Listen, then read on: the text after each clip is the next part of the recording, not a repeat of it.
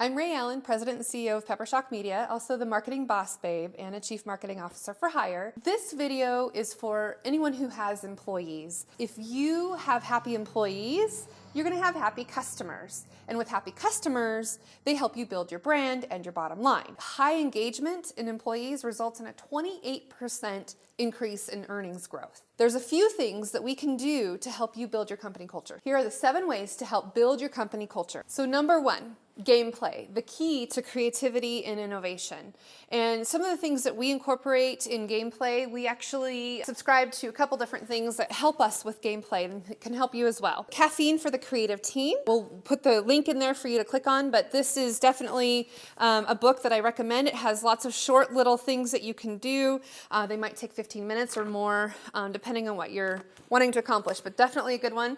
And then another one is called Game Storming. It's called a playbook for innovators, rule breakers, and change makers. We use this. Some other gameplay ideas, we do a sticky note throwdown, so people stand up and it's kind of a free association where anything that the topic that you're working on, you write it down. If you're trying to come up with the messaging for your brand, or maybe you're wanting to come up with new ways or new product ideas, you're gonna do a sticky note throwdown. And you're gonna come up with all different ideas on many different sticky notes, and that way later you can go and categorize them. Maybe it's something that you need to focus on in your business that's gonna improve efficiencies. What should you stop, start, and keep doing?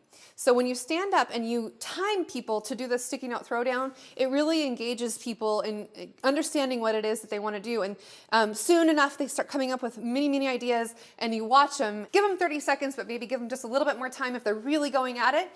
So I love to have sticky notes on hand for the team to do a sticky note throwdown. It's great. I constantly am searching online for different ways we can incorporate gameplay because it's so critical to be able to get your team involved and engaged, especially on a Monday morning when it's just everybody's coming off the weekend and we got to get our head back into the game and be able to brainstorm and still kind of be that leading edge company that we want to be. So my recommendation for you is figure out how to incorporate more gameplay into whatever it is that you're doing. Number 2, trading cards. When you have new employees come on board, the trading cards are a great way for them to understand all about the personality traits of each individual employee that they're working with on their new team. And it's also a good reminder for those team members who've been around for a while. And we get to make these trading cards that tell a little bit about us, about our communication style, what types of personality types we have. We do a lot with DISC testing or Myers-Briggs testing. So we want to know and understand ways to communicate with each other. So with the trading cards, it's just like a baseball or a football trading card, right? You get to imagine yourself as a superstar athlete, but it's your career trading card, right? So you put a little of your stats and figures on your trading card. You could say what kind of awards you've won or any types of things that can help indicate kind of the type of person you are, especially for new employees that come on board. Number 3, funch. So we've adapted this idea that Friday fun lunch is now called funch. So for you, what you could do is anytime there's an employee birthday or a workversary, an anniversary of how long they've been at the company, take them out to lunch with the whole team, celebrate your successes, talk about your frustrations, new technologies, maybe goals you're working on, maybe a question of the day. Just really engage your employees at that time. Those that play together, stay together, and creating that all-star environment is really what we're up to. Number 4, wins and losses. Every year, keep track of all of the wins that you have accumulated over the year on sticky notes, like this. Write down your wins, and then put it on a big giant sticky note. And then another sticky note, you could include your losses. And then what we could do at the end of the year is actually burn those. And you can see we've actually burned our wins and losses. When you burn the wins and losses, it's the idea of leaving the past behind, but gaining the future of what you want it to manifest into. And then the idea is to manifest new wins, so we can sticky note throw down all the new wins that we want for the new year and put them on that giant sticky note and leave them up for everyone to see the whole year, and then you can look at what you've accomplished and maybe what you want to work on continuously for the next year. Number 5, and this one's a little tricky. It's good turnover versus bad turnover. And what I mean by good turnover, when we are training the younger generation and they're ready to move on into a bigger step and a bigger role, but we've done all that we can help them do to get into their new role. That's good turnover because we have given them as much as they've given us new ways of doing things versus what we've shown them in new ways of doing things. So good turnover in that case is sometimes okay. Other times when good turnover happens, when we've got maybe somebody that's in the office that's kind of cancerous in spreading negativity, and they just can't get themselves out of that habit, and they're just not being very productive. They're bringing the whole team down, and it's not good for the company culture, and it's just not working out. Sometimes that is good turnover, and sometimes it makes the whole team lift up because they've been drugged down so much so long. Just because you've done something for so long doesn't mean that you're any good at it. So sometimes when those cases happen, it's good turnover, right? So that's something to keep in mind, that you know, if you've got somebody that you've talked to, you've done all the paperwork and performance, you've done all the things that you can possibly do to help build and develop this person and grow this person, and they're just not getting it through them that they need to do this, right? So that's when good turnover is okay. When you have unhappy employees, they take 15 more sick days than an average employee. So we want to make sure that your employees are happy.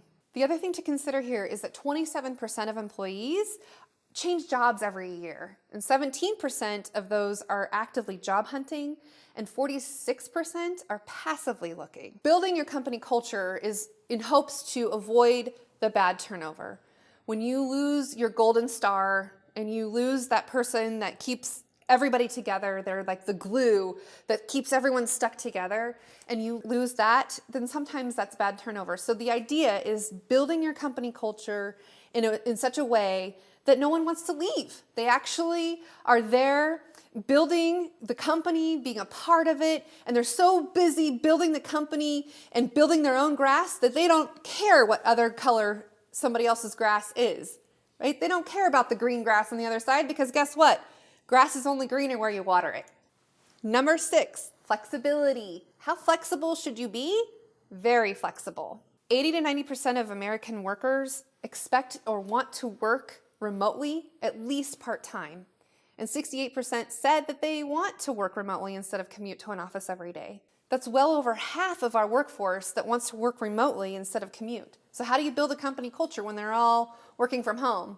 Well, there's all kinds of things that we have to do and talk about in order to make that happen so that your company culture can stay strong, even while people are working from home. On my longer marketing expedition webinar, we're going to go into more depth about these topics, and we're going to definitely cover how to build your culture through remote workers. Number 7, the final tip for me today. Millennials and different generations working together with all the different generations that are coming up, and the leadership gap as boomers leave the workforce, and our millennials and exennials and whatever the next term that we're calling the next generation, the centennials, I don't know.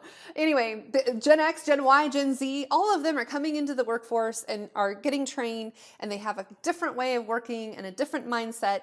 And so working together is something that will help build your company culture. 41% of millennials expect to be in their current job for 2 years or less, compared to 17% of Gen X. And I'm a Xennial, I'm in between Generation X and a millennial, so I fit right in between there. And then 10% of the boomers expect to stay at their job for 2 years or less. So boomers are longevity, they have more loyalty, they stay a lot longer, but then now they're exiting the marketplace and they are retiring. Talking about millennials and working with millennials and training and how you can engage them in the workplace and make it a goal to have them stick around longer than just 2 years.